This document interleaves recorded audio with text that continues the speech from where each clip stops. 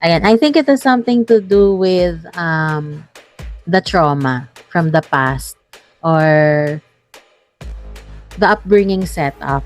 Kasi possible na yung tao na yon is, example lang to I'm not pointing a person, mga Mex. Or this is not a reflection of me. Ayan. So, what I'm saying is maybe it has something to do with the trauma that was not healed in the past, or it has something to do with the upbringing ng mga parentals or nung culture and environment. So, it has something to do with those, I think. Thinking about it now, from what you're saying, maybe nga galing siya sa youth.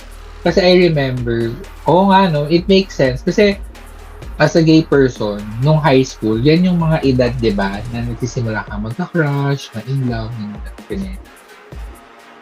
Yung mga events like prom, Valentine's, traumatic siya for me.